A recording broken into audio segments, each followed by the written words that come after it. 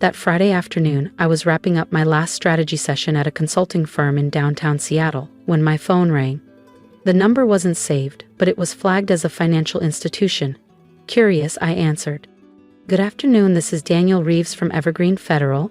I'm calling to confirm some details regarding a mortgage loan for a property on 1452 Auburn Ridge Lane." I blinked. Auburn Ridge? I didn't own anything there. "You must have the wrong person," I said calmly. "I don't have any loans connected to that address." "I understand," Daniel replied, his tone dipping with discomfort. "But your name, Chloe Jensen, is listed as the co-signer. The primary applicant is a Kelsey Jensen, your sister." My breath caught. The pen I was holding slipped from my fingers. "That can't be right. All the forms have your signature. The loan was approved 8 months ago. Your parents submitted the paperwork in person." A chill ran through me. I thought of Thanksgiving. The way Mom wouldn't meet my eyes. The hush in the room when Kelsey bragged about her new place. The routine forms I'd signed at Dad's birthday, supposedly for updated medical coverage. "I need those documents emailed to me now," I said firmly.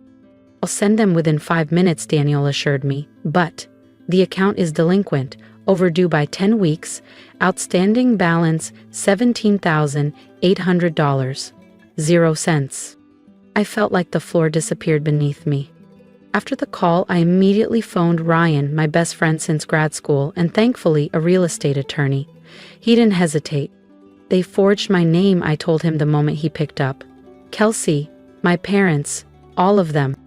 "I'm on my way," he said. By the time Ryan arrived, the email was in. We opened the PDF, and there it was. My name signed with the same distinctive curl in the C that my mother always added when forging my signature on school notes. My suspicion was now undeniable rage. Ryan tapped the screen. "They didn't even try to make it convincing.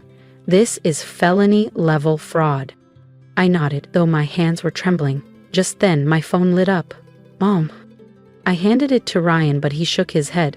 "Answer it. Try to stay calm." I inhaled sharply and pressed accept. "Hi, Mom." "Hi, honey, are you free tonight? Your dad's making his famous lasagna," she said, cheerful, too cheerful. I almost laughed at the timing. "That's great. Actually, I wanted to talk to you too. I got a really fascinating call today from Evergreen Federal." Silence.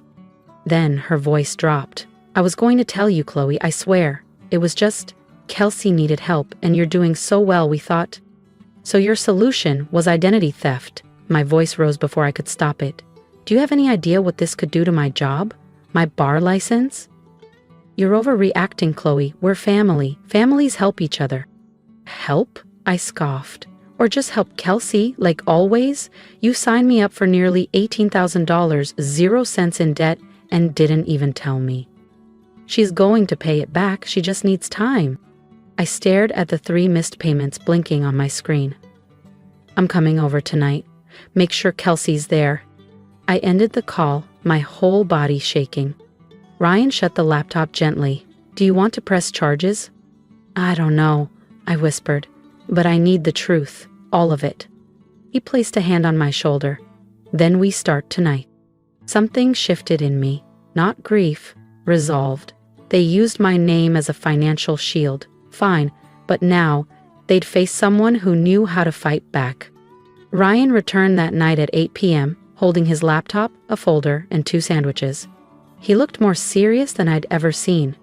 "You need to eat something before you pass out," he said, pulling up a chair. I started digging. "This isn't just the mortgage, Chloe."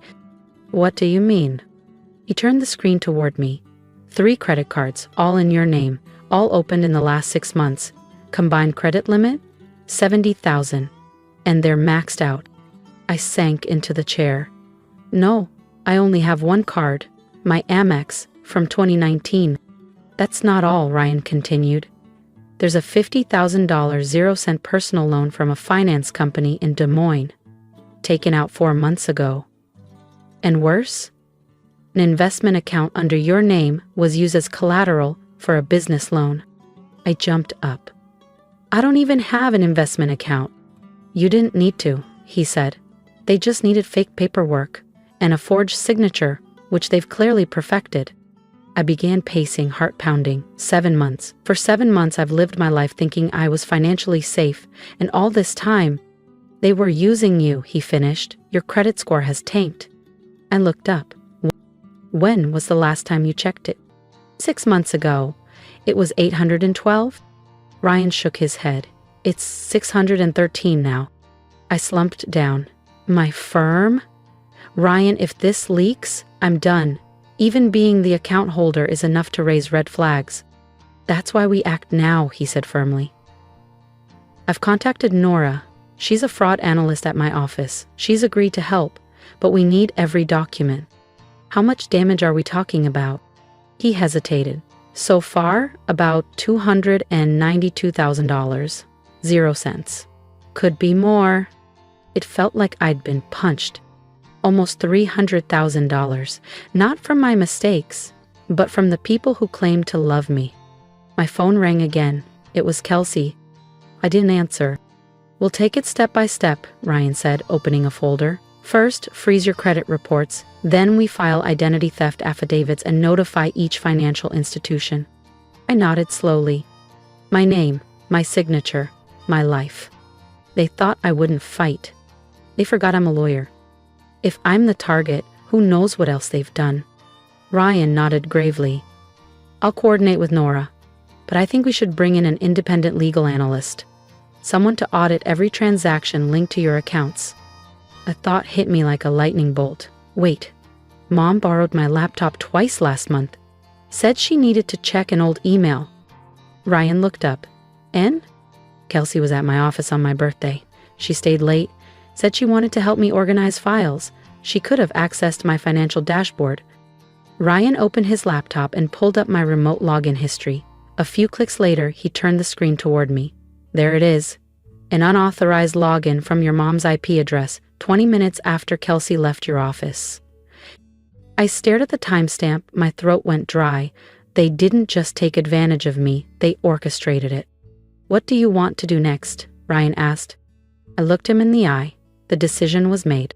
Tomorrow night, I confront them, not as their daughter, not as Kelsey's sister, but as someone who knows everything and won't be quiet. The next evening, I walked into the house where I'd grown up in Bellevue. Everything looked the same, familiar, but foreign. The outdated floral couch, the faded photo of our family at Mount Rainier, and the smell of Mom's roast chicken, the one she always made when she was hiding something. Kelsey sat at the table, red-eyed. My dad stood silently at the stove. My mom looked up and forced a smile. Chloe, you made it, she said, like it was just a casual visit. I didn't answer. I placed a thick folder on the dining table. Let's skip the pretending. These are copies of every fraudulent account, loan, and investment opened under my name, verified by a legal investigator. Mom's eyes flicked toward the papers but didn't linger. Kelsey burst into tears. You don't understand, she choked out. I didn't mean to hurt you. I just needed help with the down payment and then things spiraled. Spiraled, I said, voice cold. You took out a $180,000 0 cents loan using my credit. You opened credit cards in my name. You pledged my investment account for your business loan. Dad finally turned around. She just needed a break, Chloe. You've got everything, why can't you give her a little? I stared at him in disbelief. So, stealing my identity is a form of support now? Mom stepped forward. We thought you'd understand. You're so successful. We didn't want to burden you with all the details. Forgiveness isn't on the table tonight, I said quietly. Kelsey clutched my arm. I'll pay it back, I promise. I pulled up a photo on my phone and showed her. You spent over $9,000 0 cents at a spa last month and $3.50 on handbags. How do you plan to pay that back when you don't even have a stable income? Silence, just the ticking of the kitchen clock. I don't know, Kelsey finally whispered. Exactly, I said. And if you all think family means using someone's life and reputation like a credit card, then maybe we're not speaking the same language anymore. Mom broke down into sobs. Please, Chloe. If you report this, Kelsey will lose her house. I looked at my sister, her eyes full of panic. Then I looked at my parents, the people who raised me to believe in honesty. now standing here hoping I'd stay silent? I've already spoken with my attorney, I said firmly. Tomorrow, I'm filing an identity fraud complaint with the State Financial Crimes Unit. Dad's jaw tightened. You're taking your own family to court? I'm not taking anyone, I said, steady. You put yourselves there when you used me without consent. Kelsey whispered, You can't do this, I'm your sister. I met her gaze. You were. But you're also the person who sabotaged the life I spent a decade building. She said nothing. Mom collapsed into a chair, sobbing. My father stared at the ground. Kelsey stood frozen, guilt etched into every line of her face. I walked to the door, then turned around. This isn't revenge. This is justice. Because if I stay quiet now, there will be a next time. And I've got nothing left to give. I opened the door and walked out, leaving the silence behind me. The betrayal and the same tired excuse. We're family. But for the first time in my life, I saw it clearly. Family is not a license to destroy someone and call it love. 3 days after I confronted my parents and Kelsey, I sat in the sleek corner office of Solstice James, a senior financial analyst who consulted with our law firm. Ryan had made the introduction, and within 5 minutes, I understood why. Solstice didn't speak much, just typed steadily, her eyes flicking across my documents like she was decoding an ancient riddle. I sat beside her, heart racing, cold sweat sticking my blouse to the chair. Chloe, she finally said, almost 2 hours in, we have a much bigger problem than you realize. My stomach dropped. How big? She turned her monitor toward me. Big enough to involve the FBI. I stared at the screen. Dozens of flagged transactions were highlighted. Your investment account has been used as collateral for a fund called Riverpine Growth Fund. Ever heard of it? I shook my head. No. Exactly. It doesn't exist. But several members of the Red Maple Golf Club, where your parents are regulars, have been funneling money into it for months. She pulled up a spreadsheet that made my eyes spin. I traced $5,200,000 0 cents through at least 4 intermediary accounts, 2 in the US, 1 in Belize, and 1 anonymous holding in Luxembourg.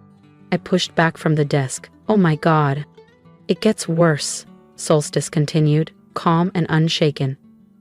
They didn't just use your money. They used your name, your photo. They created fake emails showing you as the fund manager. She nodded. The address was nearly identical to yours, --c.jensen.consult@gmail.com. They used a spoofed e-signature based on your real contract templates. I suspect a keylogger was installed on a shared device, possibly your home laptop or office computer. I covered my face with both hands, my pulse thundering. So, they didn't just scam me. They used me to scam others? Exactly, Solstice said. People believed they were investing in a secure fund run by a respected corporate attorney. They trusted your public image. Just then, Ryan walked in, coffee in one hand and his jaw tight. I just got a call, Chloe. Your dad and another man tried withdrawing $200,000, 0 cents, from a flagged joint account. The bank froze the transaction in time. Good, Solstice replied. We need to block every possible leak. If they move those funds offshore, they'll vanish. I shook my head. What about the victims? Has anyone come forward? Solstice exhaled. Not yet. They're mostly older. Some are close friends of your parents, others old classmates of your mom. That hit harder than I expected. The people who trusted my family most, they were the ones paying the price. There's someone you should meet, Solstice said. She stepped out and returned moments later with a familiar figure, Mrs. Helen Ward, my old high school English teacher and my mother's close friend. Hello, Chloe, she said gently. I stood up. Mrs. Ward, I'm so sorry. She shook her head, her voice wavering. I believed in your family, in you. I thought you were running the fund. They showed me emails, figures, your name. I trusted them. I trusted you. I had no idea, I said, my voice cracking. But I swear, I'm going to make this right. Ryan nodded. We've assembled the full case file. we're submitting it to the Federal Financial Crimes Task Force tomorrow. Solstice added, we've compiled a complete list of victims. Once the investigation begins, each person will be notified and offered legal support. I looked toward the whiteboard beside her desk. Names, amounts, bank references, transaction dates. It looked like a spiderweb of fraud, and I was the center of it. How much time do we have? I asked. Not much, Ryan said. They're panicking. If we wait, the money could disappear into layered accounts beyond U.S. jurisdiction. I clenched my jaw. Then we act now. That morning, we walked into Hallridge Bank headquarters with our compiled file, hundreds of pages of forged emails, manipulated investment reports, server logs, and proof of identity fraud. Frank Delaney, the branch manager, stood up as we entered. His expression was a mix of confusion and tension. Chloe, I just met with your parents this morning. They said, you're trying to ruin their reputation, threatening them with a lawsuit? I calmly placed the thick file on his desk. Then I suggest you take a good look at what I brought.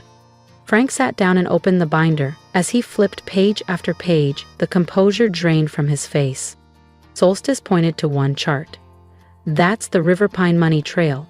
It's a fake fund. The transactions connect directly to flagged offshore accounts, Belize and Luxembourg. Frank's eyes widened. Oh my God! I leaned forward. You've known my family for years, but this isn't about relationships anymore. It's about the truth. And I'm done being used. Frank didn't say another word. He just kept reading, his silence louder than any apology I never received. All mortgage applications, credit card openings, and investment activity originated from a single location, your parents' home, Solstice said, her tone grim. We also pulled device logs. The system linked everything to one personal laptop, the same model Kelsey brought into your office on your birthday. Ryan nodded tightly. It's the same device that accessed your email archives remotely. This wasn't an accident. It was premeditated. Frank Delaney, the bank manager, closed the folder, now visibly tense. We'll escalate this to our internal legal team immediately. I'll also initiate a full account freeze on all connected profiles. We've already submitted our report to the King County Financial Crimes Division and the Pacific Northwest Bureau of Investigation, Ryan added. They're dispatching agents today. Less than an hour later, 2 plainclothes officers entered the bank. Detective Elise Hope and Deputy Inspector Marco Morales. Ms. Jensen? Elise greeted me with a nod. Thank you for your cooperation. The evidence is strong. It's time to bring in the involved parties. I waited in a back conference room while Frank called my parents and Kelsey, inviting them to return to the bank to clarify some paperwork regarding the mortgage. They all agreed immediately, probably thinking they could bluff their way through one last time. When they walked in, my mother smiled like we were meeting for brunch. Frank, it's so nice you called. We figured we'd come clear things up with Chloe before things got blown out of proportion. My dad nodded curtly, avoiding eye contact. Kelsey couldn't even look up. Exactly, I said, sliding a thick folder across the table. Let's clear things up. That's evidence of identity theft, wire fraud, and the operation of an unlicensed investment scheme. The room fell into silence. Kelsey's hands trembled. My mother flipped through the file with panicked speed. My father's face flushed crimson, his jaw clenched like it might snap. Hello, he growled. What do you think you're doing? I'm stopping the 3 of you from continuing to ruin my life and the lives of at least 14 other people. You called it helping family, I call it what it is. Organized crime. My mother slammed her hand down. You'd put your family in jail over this? Over a few missteps? Kelsey is your sister.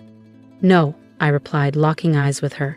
She's a participant in a financial crime ring. I'm pressing charges regardless of the last name.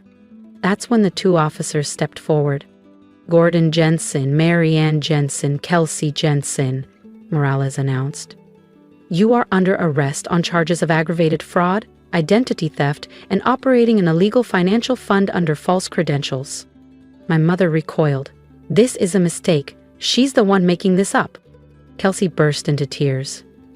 I didn't know about the offshore accounts. I just helped them talk to friends. I didn't mean. My father stood up, but Elise moved in. Sir, I strongly suggest you remain silent. Anything you say can be used against you in federal court. As they were let out, my mother glared at me, eyes full of disbelief and rage. "You'll regret this, Chloe. Family doesn't do this." And respond. I just watched as the glass doors closed behind them. Ryan stepped beside me. "You okay?" "Not yet," I whispered, "but I'm finally on the right path." Later that evening, I checked my phone. Messages had started to pour in from people I hadn't heard from in years. Most were from victims, thanking me for standing up when no one else could. A week later, the trial began in Federal Courtroom 6 in downtown Seattle. I sat in the front row beside Ryan and Solstice, gripping my prepared statement as the court filled with legal teams, media, and victims. Across the aisle, my father sat in a dated gray suit, his shoulders hunched. My mother looked pale, occasionally glancing at me with tearful eyes. Kelsey looked like a ghost. Skin dull, hands shaking, lips chewed raw. Judge Ramirez opened proceedings with a stern tone. The defense relied on overused excuses, pressure, confusion, poor judgment, family miscommunication. But when prosecutor Lee Whitaker stood, the tone shifted. This wasn't a misunderstanding. It was premeditated. The defendants used their daughter's identity and credibility to orchestrate a sophisticated fraud ring, targeting older investors and family friends. I was called to the stand after opening statements. Each step I took felt like lifting weights, but when I saw Mrs. Ward and several other victims sitting behind the prosecution bench, I knew I had to speak. "My name is Chloe Jensen," I began. "I'm a corporate attorney with Lockridge Consulting Group. Over the past year, my identity was used, without my knowledge, to open lines of credit, approve fraudulent investments, and construct a fictitious fund that stole from friends, retirees, and members of our community. I showed email records, IP logs, bank statements, photos of forged e-signatures, and finally, evidence of how my own family had preyed on the trust people placed in me. I wasn't just betrayed," I said, looking directly at Kelsey. "I was used as a weapon to legitimize their crime, and I won't stay silent so they can do it again." The courtroom remained silent, but the message was loud and clear. Photos flashed across the projection screen. Red Maple Marina, South Florida. Each timestamp matching large withdrawals from victims' accounts. Gasps echoed through the courtroom. Mrs. Ward took the stand, her voice steady. "I only invested because I believed Chloe was managing the fund." Kelsey's attorney tried to separate her from the case, claiming she simply followed her parents' instructions. But that collapsed when Prosecutor Whitaker presented a job application Kelsey submitted, using my resume, my law degree, and even my bar license number, complete with a forged e-signature. The courtroom went silent. Judge Ramirez flipped through the case file for nearly an hour before he looked up. Based on the evidence, testimony, and charges submitted by the federal prosecutor's office, the court hereby sentences. You could hear a pen click at the clerk's desk. Gordon Jensen, 18 years in federal prison, no parole for the first 10. Marianne Jensen, 15 years in federal prison. Kelsey Jensen, 12 years in federal prison and permanent disqualification from all financial representation or fiduciary roles. Kelsey collapsed into tears. My mother went pale. My father stared ahead, vacant. All assets tied to the case, homes, vehicles, jewelry, and accounts will be seized for restitution, the judge added. Funds in international holdings will be recovered, with FBI cooperation. Mrs. Ward took my hand. "You did the right thing." I nodded, but inside I ached. Doing the right thing had meant losing my family. As they were led away, Kelsey looked back. "I'm sorry," she whispered. "I didn't know it'd go this far." But she had. They all had. And they kept going. The trial was over, but the healing had only just begun. A week later, I returned to Lockridge Consulting Group. Not as the obedient daughter, but as someone who had survived financial betrayal by blood. 2 days after sentencing, the board emailed me an invitation to lead a new initiative called Reclaim and Rise, a support program for victims of family financial fraud. "No one is more qualified," the CEO wrote, "not just because of your skill, but because you've lived it." I stared at the screen. Part of me wanted to shut the door, but a braver part knew this was a beginning. I said, yes. In our first week, I barely slept. Ryan, Solstice, and I built the foundation, launched a hotline, a website, a volunteer legal team. Within 10 days, over 300 people reached out. Most were elderly, women, or people blindsided by someone they trusted. One of the first calls that stayed with me came from Marlene, 67. I gave my retirement to help my son start a business, she said. Now he's gone, the money's gone, I feel stupid. No one's stupid for loving someone, I told her gently, but rising after betrayal? That's strength. Later that month, I went to clean out my parents' old apartment. The rest had been seized, but I was allowed to retrieve personal items. The house felt like a mausoleum. The same ticking clock, the same fake smiles and framed photos. In Kelsey's drawer, I found a worn leather notebook. First line, in her handwriting. River Pine Plan. Don't let Chloe find out. I closed it and breathed. Not in anger, but to let go. That night, I held our first support group meeting. I had a speech prepared, but seeing the faces in that room, I folded the paper. I'm not here to teach you how to heal, I began. I'm here because I once sat where you are, betrayed, ashamed, unsure of how to move forward. A young woman stood, tears streaming. Thank you, she whispered. You said what I never dared admit. Afterward, I received letters, drawings, even small tokens, not out of pity, but because they no longer felt alone. I had no parents anymore, no sister, not in the true sense of the word. But I'd found something deeper, a new kind of family, one that didn't demand silence, only honesty. One quiet afternoon, Solstice joined me on a park bench, with coffee in hand. She passed me a cup and smiled gently. Chloe, she asked, do you think you'll ever forgive them? I thought for a moment, then smiled. I don't know if forgiveness even matters anymore, but I know this. I've forgiven myself for staying silent, for enduring it, for believing that if I were just good enough, they wouldn't do what they did. Solstice nodded, her expression soft. And now? I looked out toward the Seattle skyline, where so many lives were quietly being rebuilt. Now, I use my voice to protect the ones who never had a chance. That's how I begin again. That's how I choose to go on. That evening, I stood alone in the small auditorium where Reclaim and Rise had just held its first national conference. The room was empty now, chairs stacked neatly. Warm golden light glowed across the stage where, just hours earlier, I had shared my story with hundreds of others. People who had also been betrayed by blood. In the corner was a table covered in handwritten notes, messages left behind by attendees. One caught my eye.